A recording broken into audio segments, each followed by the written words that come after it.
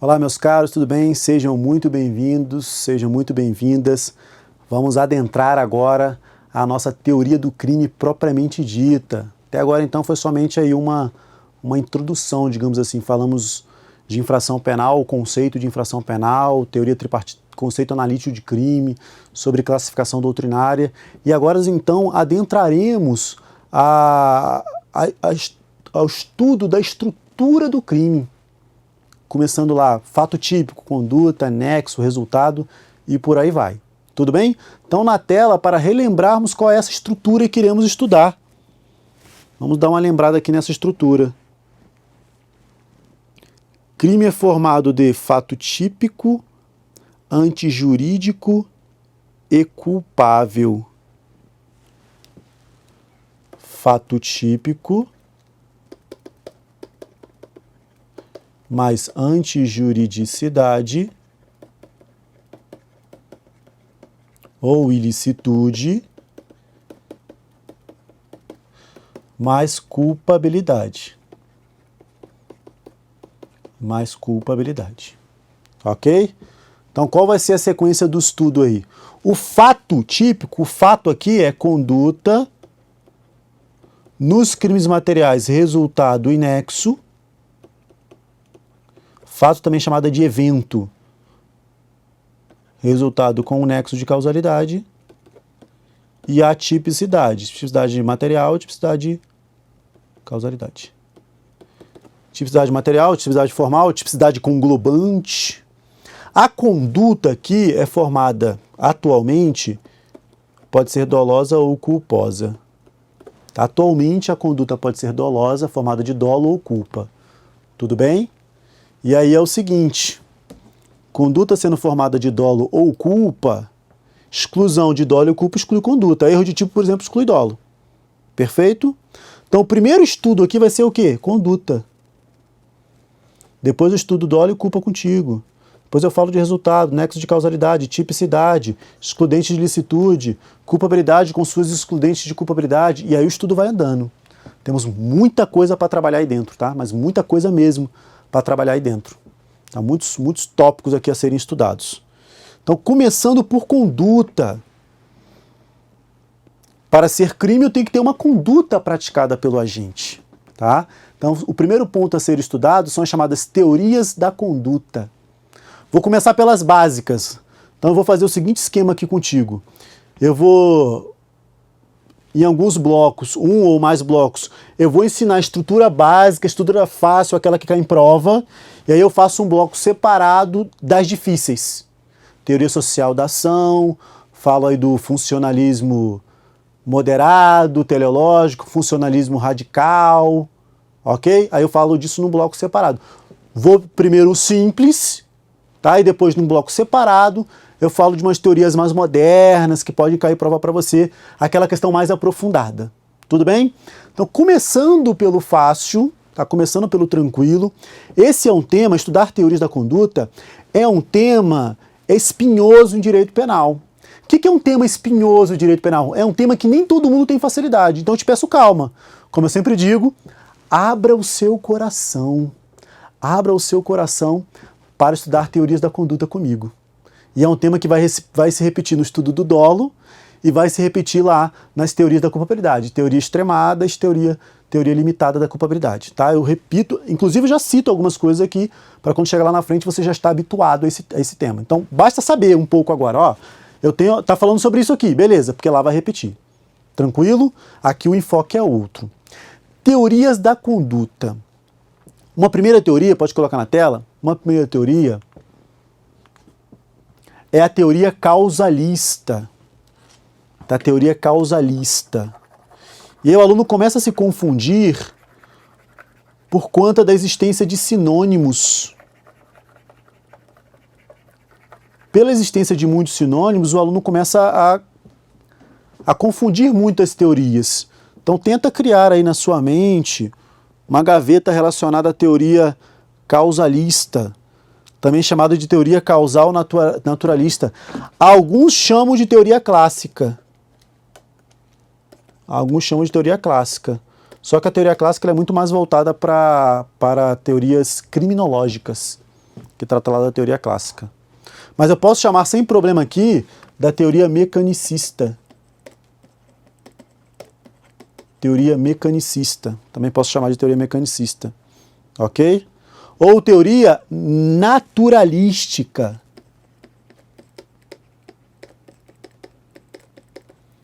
Ou teoria naturalística. Então os nomes têm que ajudar, né? Os nomes têm que ajudar. Causalista, naturalística, causal naturalística, causal naturalista, mecanicista. Os nomes têm que ajudar. Só a classe que está aí, que não era para estar. Então vamos pegar esses nomes aí e vamos entender a teoria causalista, nexo de causalidade. Para a teoria causalista ou teoria naturalística, o que é a conduta? A conduta é uma ação mecânica praticada pelo homem que provoca uma modificação no mundo exterior. A conduta é uma ação mecânica provocada pelo homem, uma ação mecânica realizada pelo homem que provoca uma modificação no mundo exterior. Então, pela teoria mecanicista, pela teoria naturalística, o que é a conduta criminosa? Eu não olho dolo do agente, eu não olho finalidade do agente. Eu só olho ali o objetivo, só aquele movimento humano, aquele movimento mecânico, melhor dizendo. Na teoria causalista, isso é muito comum em prova. Dolo e culpa estão na culpabilidade, não estão no fato típico, não estão na conduta. Dolo e culpa estão na culpabilidade pela teoria mecanicista. Então, 3 pontos relevantes aqui. Primeiro, na teoria mecanicista é só ação. É uma ação. É uma conduta, é uma ação humana que provoca, que modifica o mundo exterior. Qual o tipo de crime que tem que ter uma provocação no mundo exterior? Crime material, com nexo de causalidade. Por isso, teoria causalista. O agente causa uma modificação no mundo exterior. Ele causa uma mudança no exterior. Então, pela teoria mecânica, ela é totalmente objetiva, sem finalidade. Dentro da conduta, eu não vou falar assim, a conduta é a ação ou omissão livre e consciente. Não tem consciência nenhuma. Você não olha para a consciência do agente. O dolo e a culpa, mais uma vez, estão na culpabilidade. Tudo bem? Tranquilo? Tema extremamente importante aí para a teoria causalista. Autores da teoria causalista, pode colocar na tela, autores, às vezes caem os autores na prova. Von Litz, Belling e Radbruch. Tô lendo aqui no português com você, tá? Nada de falar bonito, não precisa disso. Não precisa disso. Professor, eu estou estudando para uma prova oral. Aí o estudo é outro. Aí tu vai ter que falar bonitinho, tá bom? Mas aqui sem problema. Von Litz, Belling e Radbruch. Radbruch, né? Ok? São os autores mais expoentes da teoria causalista ou causal naturalista. Não esqueça o clássico. É melhor você esquecer o clássico, porque o clássico não ajuda. Teoria mecanicista, teoria naturalística. Então, os autores mais importantes, Von Litz, Belling e Radbruch. Na teoria causalista, existe uma diferenciação entre a ação típica e a ação culpável. A ação típica, você olha o fato típico, sem verificar dolo ou culpa do agente. E a ação culpável, você verifica na culpabilidade. A ação culpável, você verifica na culpabilidade. Então, você diferencia a ação típica de ação culpável. Qual é a estrutura do delito na teoria causalista? A estrutura é a seguinte, ó. A estrutura é a seguinte. Fato típico, já tínhamos aqui o fato típico, formado de conduta, normal, conduta, nexo, resultado, fato típico, mais ilícito, mais culpável. Já tínhamos essa estrutura. Só que é o seguinte, A culpabilidade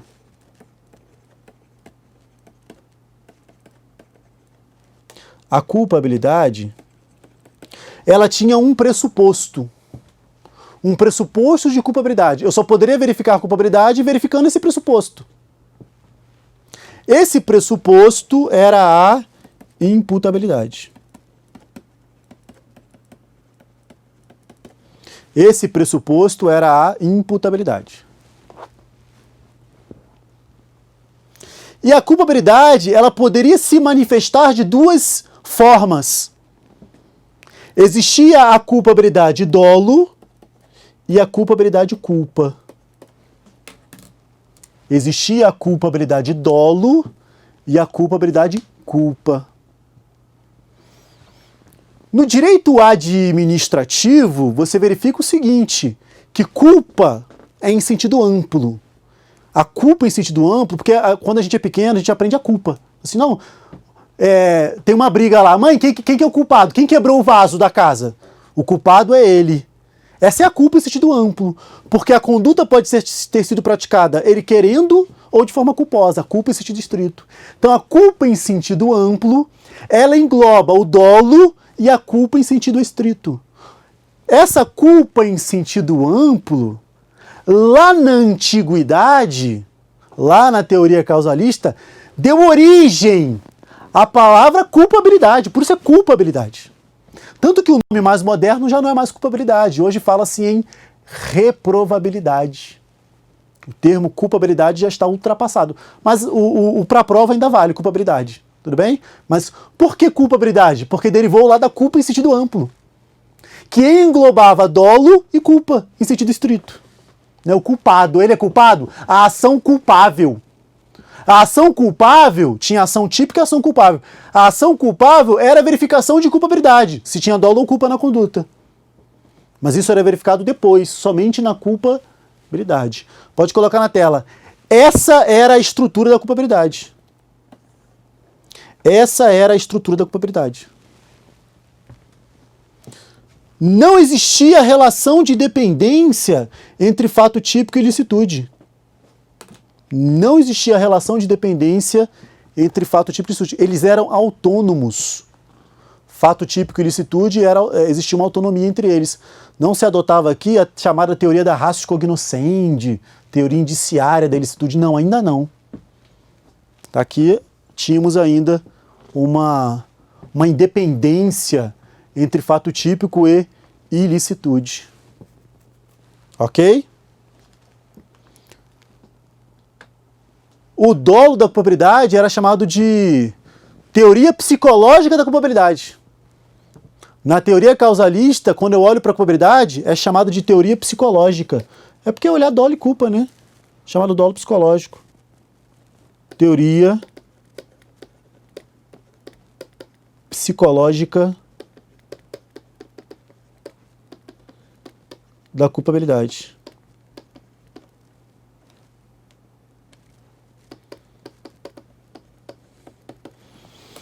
Então, quando formos estudar teorias da culpabilidade, você vai estudar comigo teoria psicológica da culpabilidade, teoria psicológico-normativa e teoria normativa pura. Então, essas três teorias são vinculadas às grandes três teorias da conduta. Então, na teoria naturalística, mecanicista, causal naturalista, ela está vinculada à teoria psicológica da culpabilidade. Por quê? Culpabilidade era formada de psicológico, de dolo ou culpa. A teoria psicológica, sem elemento normativo, sem conhecer de norma. É só o conhecer sobre os fatos.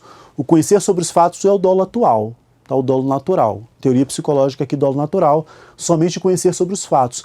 Nada de conhecer sobre a norma, tá? Nada de conhecer sobre a norma penal. Tudo bem? Na tela. Tem algumas coisas interessantes aqui ainda. Já falei independência entre fato típico e ilicitude. Independência entre fato típico e ilicitude. Não se adota a teoria da ratio cognoscendi. Não se adota a teoria da ratio cognoscendi. Dois comentários relevantes ainda, olha só, olha que interessante. O Código Penal Militar é causalista. O Código Penal Militar é causalista ainda. Ok? O Código Penal Militar é causalista. O Código Penal Comum de 40 era causalista. O Código Penal Comum da década de 40 era causalista. Professor, mas o Código ainda não é o de 40? Sim, mas cuidado.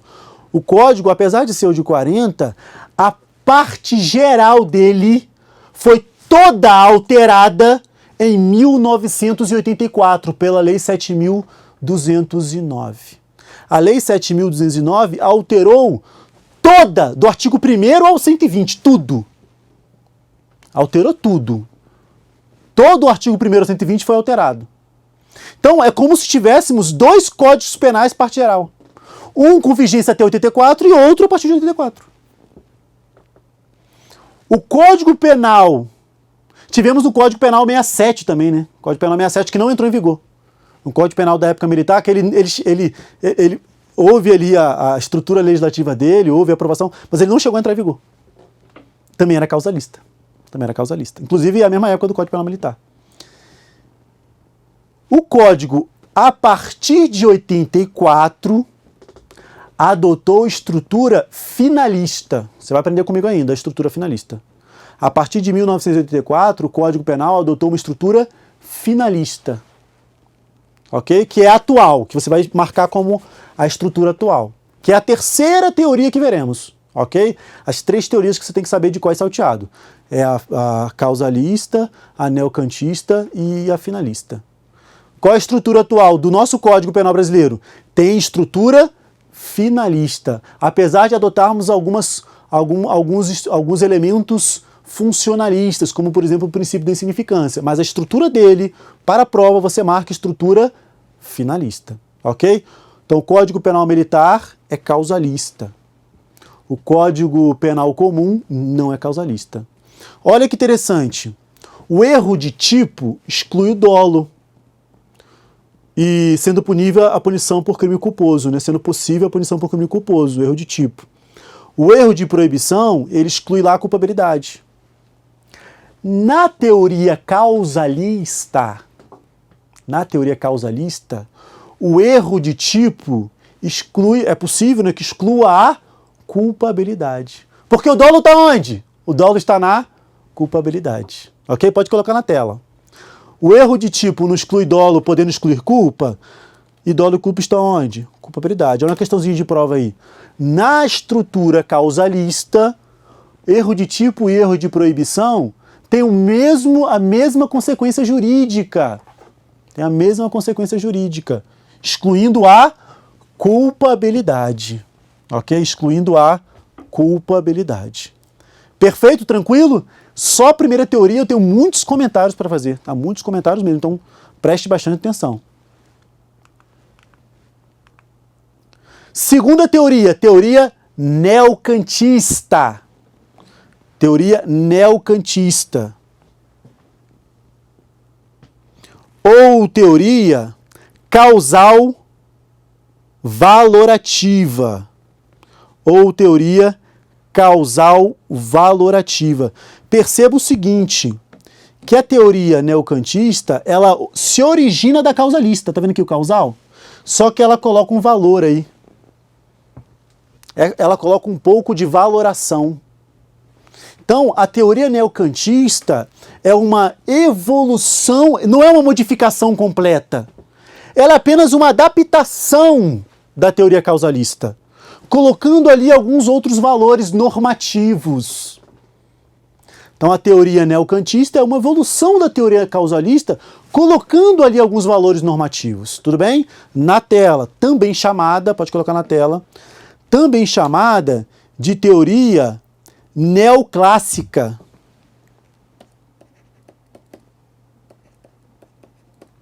Neoclássica.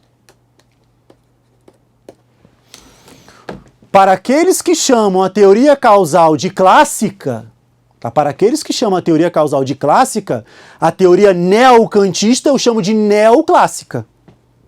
Tudo bem? Chamando a teoria causal de clássica, teoria causal, teoria mecanicista, causalista, naturalística, causal naturalística. Não confunda causal naturalista com causal valorativa.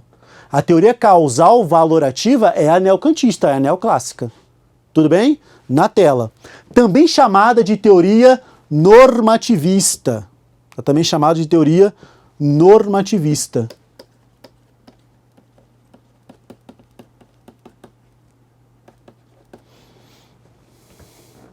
Por quê?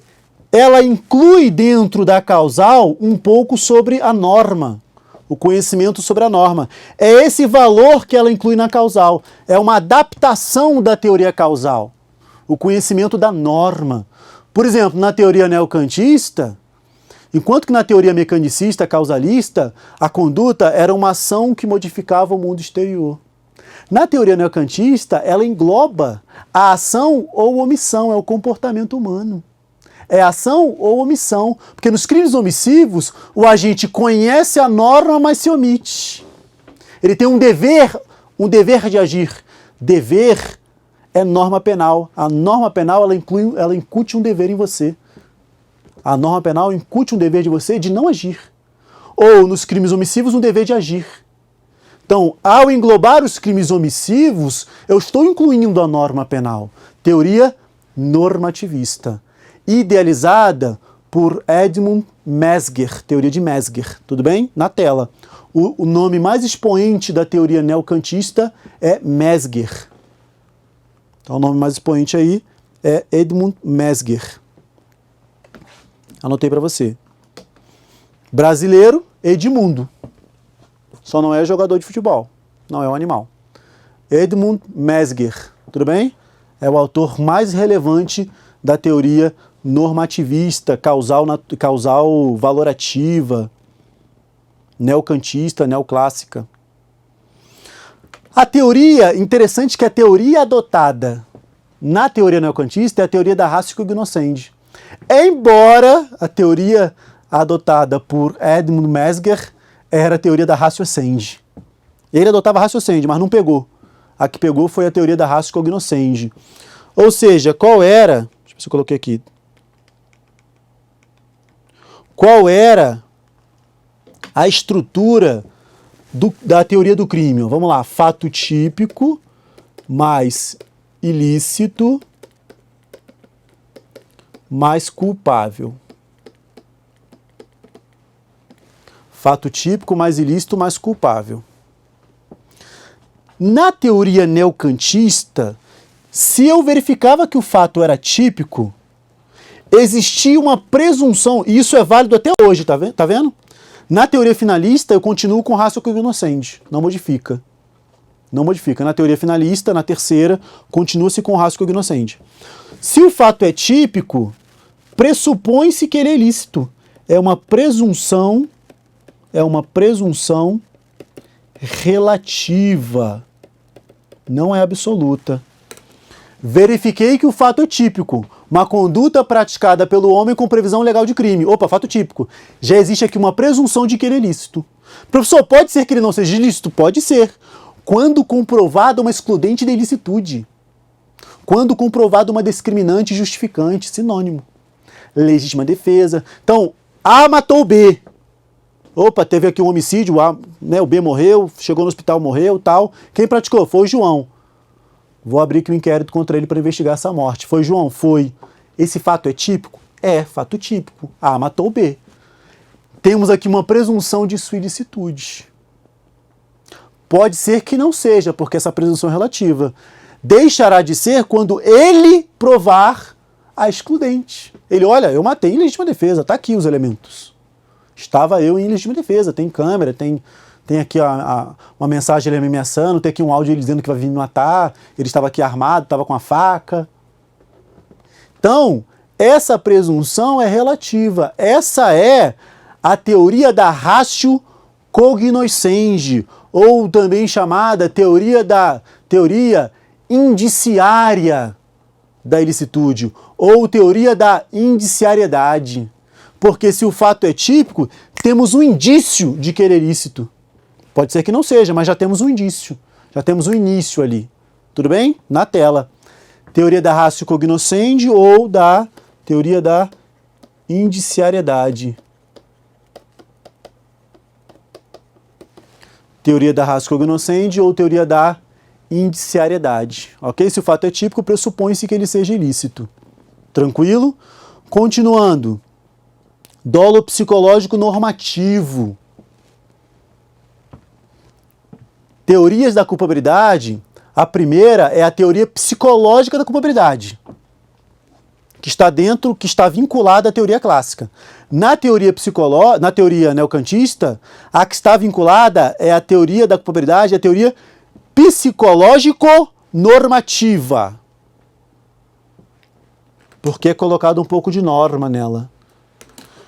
Como é que fica a estrutura da culpabilidade na teoria psicológico-normativa? Fica o seguinte, ó. A imputabilidade era um pressuposto. A imputabilidade era um pressuposto da culpabilidade. Ela passa a ser um elemento. Ela passa a ser um elemento. Se aproximando da estrutura atual. Ela passa a ser um elemento, se aproximando então da estrutura atual. Um elemento de culpabilidade. O dolo e a culpa, que eram espécies, passam a ser também elementos da culpabilidade. Culpa ou dolo. E é incluído aqui mais um elemento normativo, que é a exigibilidade. Exigibilidade foi incluída já no final da teoria, mas estudamos dessa forma. De conduta diversa. Então é modificada aqui a estrutura da culpabilidade, ela é modificada. E sendo ela teoria psicológico-normativa, olha como é formado o dolo. Como é que se dá a formação do dolo. O dolo é formado da seguinte forma. O dolo ele é formado de vontade, consciência e atual consciência da ilicitude. Outro elemento normativo aqui. Esse dolo formado de vontade, consciência e atual consciência da ilicitude, ele é chamado de dolo normativo. Ele é chamado de dolo normativo. Ok? Esse é o verdadeiro dolo normativo, porque ele é formado de vontade, consciência e atual consciência da ilicitude. É aqui, olha só que interessante, é aqui dentro que diferenciamos erro de tipo e erro de proibição. Essas consciências são consciências diferentes. Vontade de praticar o fato. Consciência sobre o fato. O que é o fato? O que está visível aos meus olhos. Se eu tenho uma consciência de que eu estou pegando é uma caneta, mas às vezes é uma arma, se o carro é meu, se o carro é de terceiro. A consciência sobre o fato é a consciência que está visível aos meus olhos. E o dolo também é formado aí de consciência da ilicitude. A consciência da ilicitude é outra coisa. É a minha consciência se eu sei que aquilo é certo e errado. Certo ou errado. Essa é a consciência sobre a ilicitude do fato. A consciência da ilicitude não está sobre os meus olhos. Ela está somente na minha mente. Será que eu considero aquela conduta correta, proibida, ou uma conduta correta? Será que a minha consciência sobre aquela ilicitude, eu tenho essa consciência? A minha consciência sobre a ilicitude é atual? Ela existe? Ou eu nem sabia que isso aí era errado?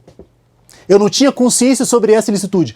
Quando eu não tenho consciência sobre a ilicitude, o fato para mim é igual. Não existe aqui uma troca de fato. O fato é o mesmo. O que se troca é a consciência da ilicitude, que está somente na minha mente. Não é um erro sobre a minha visão sobre os fatos. No dolo normativo, que ele é formado de vontade, consciência e atual consciência da ilicitude, a primeira consciência, a consciência pura, ela fundamenta o erro de tipo. Ela fundamenta o erro de tipo. Enquanto que a atual consciência da licitude fundamenta o erro de proibição, o antigo erro de direito. Tudo bem? Olha quantos pontos importantes aqui. Veremos mais pontos no próximo bloco. Tchau, tchau.